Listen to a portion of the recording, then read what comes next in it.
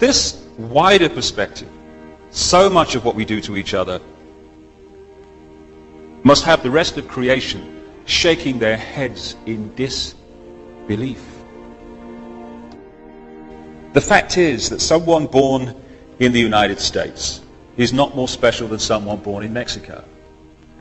Someone born in London is not more special than someone born in Liverpool. Someone who is white is not more special than someone who is black. They're just vehicles for the consciousness to experience. You go down to the seashore and you pick up a droplet of water in your hand. How can anyone say that that droplet is any more or less special than all the other billions and trillions of droplets you see in the ocean before you?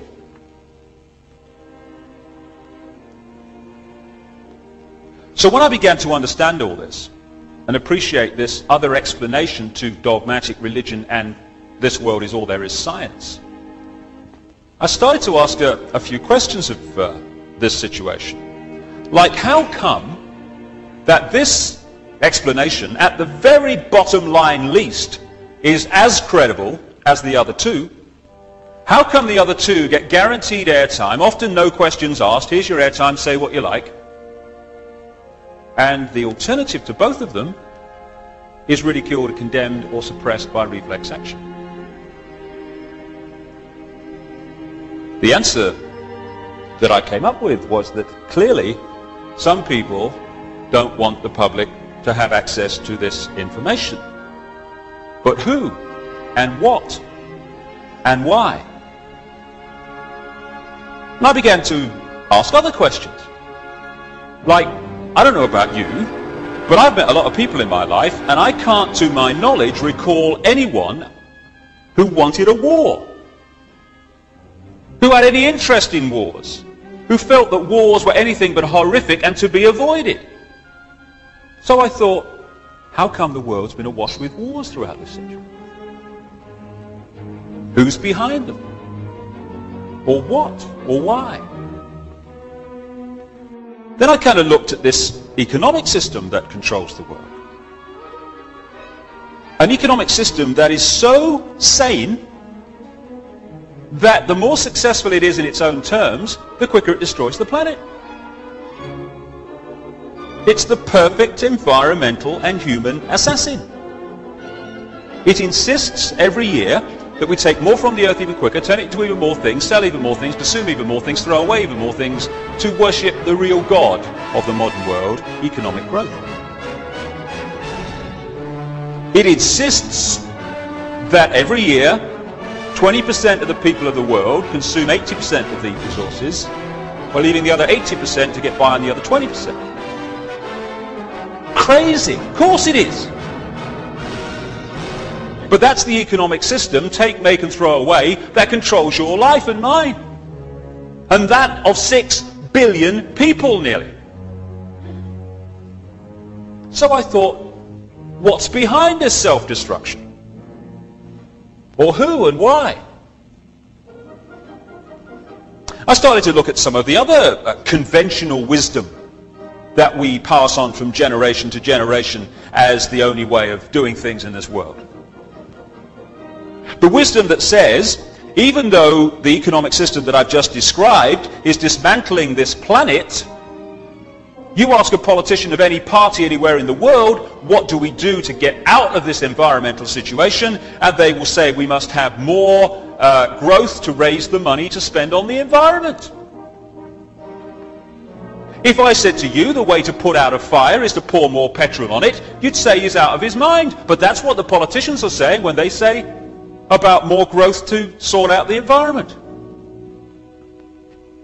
It's conventional wisdom that it's fine to treat animals as mere commodities, to be made as fat as possible, as quick as possible, on as little food as possible. To condemn every year billions of animals to a lifetime of pain, fear and suffering in the name of economics. You're sane if you judge your success in healthcare not by how many people are healthy, but by how many diseased people you manage to treat. We're treating more patients than ever before. Why? Why are so many people ill? It's conventional wisdom that rising house prices are a sign of economic success when thousands are homeless because they can't afford them. You're sane if you think it's fine to support a system that is so successful that every year it turns out more suicide, alcoholism, drug taking, homelessness, pain, stress, fear and suffering in all its forms. We'd be in real trouble if this system wasn't working, wouldn't we? That is sanity. But it's the ultimate insanity. So who's behind it?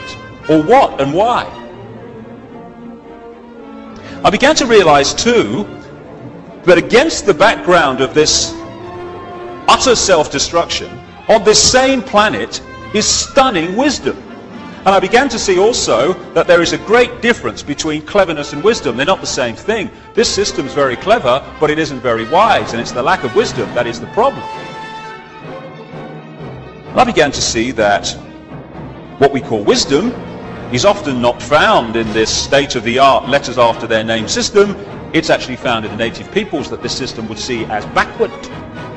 Piece of Native American wisdom, what have become known as American Indians. When you have cut down the last tree and poisoned the last river, you will know that you cannot eat money. That's wisdom. And there's another piece of very famous American Indian wisdom.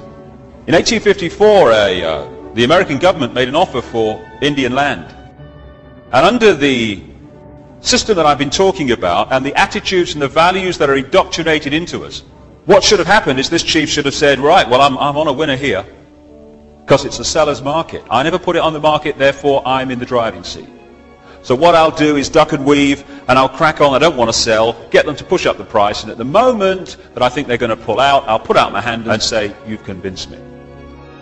And people will think, oh, what a great businessman he is, that chief. Fantastic. If he's something in the city, he will. But there's another value system on this planet also. A value system that said this in terms of this chief. How can you buy or sell the sky? We do not own the freshness of the air or the sparkle on the water. How then can you buy them from us? Every part of the earth is sacred to my people, holy in their memory and experience. We know the white man does not understand our ways. He's a stranger who comes in the night and takes from the land whatever he needs. The earth is not his friend, but his enemy. And when he's conquered it, he moves on. He kidnaps the earth from his children. His appetite will devour the earth and leave behind a desert. If the beasts were gone, we would die from a great loneliness of the spirit. For whatever befalls the earth, befalls the children of the earth. It's sobering to think that those words were spoken in 1854, when you look what has happened since.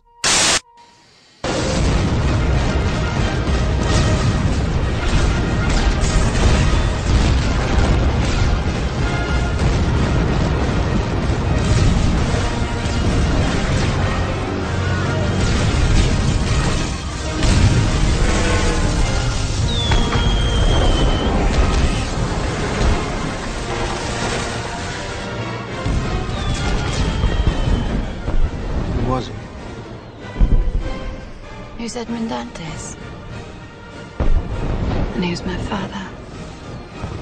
And my mother? My brother? My friend? Who is you? And me? Who's all of us?